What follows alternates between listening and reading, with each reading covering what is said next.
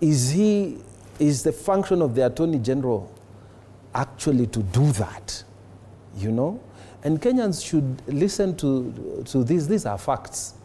Last week, Honorable CS William Oparanya was in the House, and we were questioning him about an issue relating to laid-off workers and people who wanted to be paid back their money, okay? And one of the questions I asked him is, why write to the Attorney General? Why seek a legal opinion? Why can't you solve this problem of these workers without? He said, no, I had to get the opinion, written opinion, because the AG, he works in a very formal way. The written opinion of the Attorney General.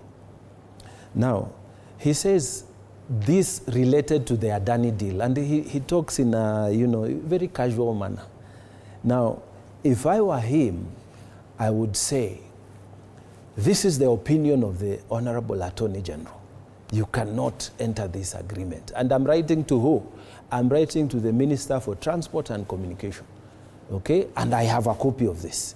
You know? But to say, oh, I was told to sign in the airport, I was on my way to India, I don't know, Pakistan for a state visit, it looks, the believability there, it looks tenuous, let me say. So that is one thing I want to say.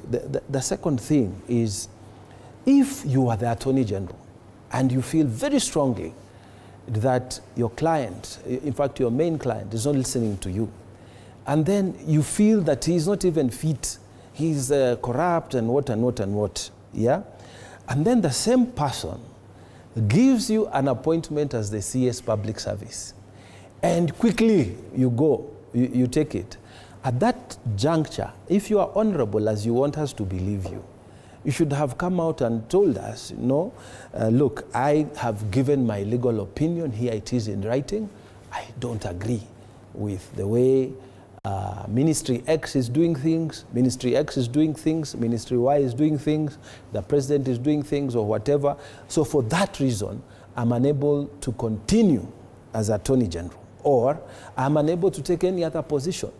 So again, with respect to our former speaker, with respect to a person who is in the legal profession who went there even before me, I think some of these arguments are very tenuous. Okay. And that Kenyans should get out of this sensational, media reporting, get to the facts, get to know what is happening. And it was live, but I'm saying again, get to the facts. You just speak, someone says, oh, this is unfit for to hold the office of president. My friend, millions of Kenyans voted for this person. Even if you know, Fred, I must respect you for the position you hold there. You are not voted there, but you are our moderator, and I will respect you for that. Now, millions of us went and lined up, supported President Ruto and voted for him. You, one person, to stand out there and say, I think is not fit, and then suddenly, all media now picks up that quote, and says he's unfit. I mean, don't you think there's a problem there?